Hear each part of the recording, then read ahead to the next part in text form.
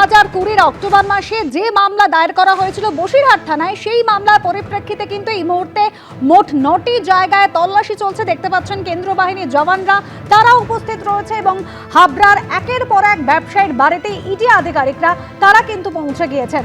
একদিকে যেরকম রয়েছে সাগর সাহা, তার বাড়িতে ইডি তল্লাশি চালাচ্ছে। সমীর চন্দ আরেক ব্যবসায়ী, তার বিরুদ্ধেও কিন্তু অভিযোগ রয়েছে রেশন দুর্নীতি মামলা। তদন্তে এই ব্যবসায়ীর নাম উঠে আসে। সকাল সকাল ইডি আধিকারিকরা পৌঁছে গিয়েছেন। অন্যদিকে আরেক ব্যবসায়ী পার্থ সাহা, ইডি আধিকারিকরা এবার সেখানে পৌঁছেছেন। তল্লাশি চলছে ব্যবসায়ী পার্থ সাহার বাড়িতে।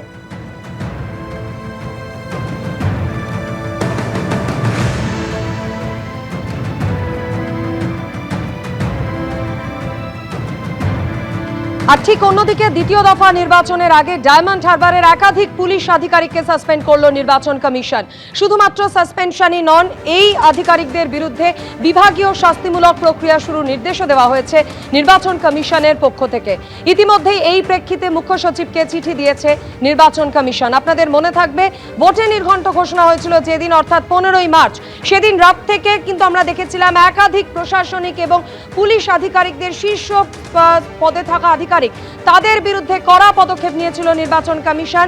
সেই ধারা এখনো অব্যাহত। দ্বিতীয় দফা নির্বাচন রয়েছে আর তার ঠিক আগেই ডায়মন্ড হারবারের একাধিক পুলিশ আধিকারিককে এবার সাসপেন্ড করলো নির্বাচন কমিশন এবং এই আধিকারিকদের বিরুদ্ধে বিভাগীয় শাস্তিমূলক প্রক্রিয়া শুরুর নির্দেশ দেওয়া হয়েছে কমিশনের পক্ষ থেকে।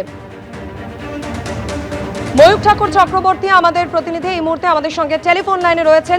ময়ূক, যে 5 জনের নামের তালিকা পাঠানো হয়েছে নির্বাচন কমিশনের পক্ষ থেকে, কারা কারা রয়েছেন সেই তালিকায়?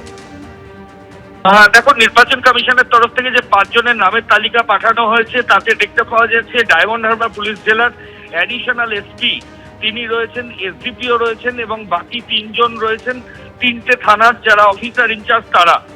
ঠিক কি স্পেসিফিক অভিযোগ রয়েছে সেটা এখনো পর্যন্ত স্পষ্ট নয়। বেশ কয়েকটা জল্পনা রয়েছে।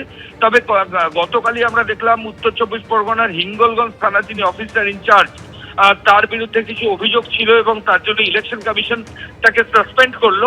এবং আজকে দেখা গেল যে দক্ষিণ ডায়মন্ড হারবার পুলিশ জেলার 5 জন অফিসার, তার মধ্যে একজন আইপিএস অফিসারও রয়েছেন যিনি অ্যাডিশনাল এসপি সন্দীপ গড়াই, তাদের প্রত্যেককে সাসপেন্ড করা হয়েছে এবং এসপি যিনি রয়েছেন ঈশানী পাল, তাকেও কিন্তু অ্যালার্ট করা হয়েছে কমিশনের তরফ থেকে। ফলত এই নোটিফিকেশনটা অত্যন্ত তাৎপর্যপূর্ণ এবং খুব তাড়াতাড়ি এই ইলেকশন কমিশনের যে নোটিফিকেশন সেটা এক্সিকিউট করতেও বলা হয়েছে। ধন্যবাদ ময়ূক। দ্বিতীয় দফা নির্বাচন রয়েছে 29শে এপ্রিল আর তার ঠিক আগেই আমরা দেখছি নির্বাচন কমিশনের পক্ষ থেকে একেবারে মুখ্য সচিবকে চিঠি দিয়ে 5 জন আধিকারিকের নামের তালিকা পাঠানো হয়েছে। এই 5 জনকে সাসপেন্ড করেছে নির্বাচন কমিশন এবং এর পাশাপাশি এই 5 জনের বিরুদ্ধে বিভাগীয় শাস্তিমূলক প্রক্রিয়া শুরুর নির্দেশও দেওয়া হয়েছে কমিশনের পক্ষ থেকে। এবিপি আনন্দ, এগিয়ে থাকে, এগিয়ে রাখে।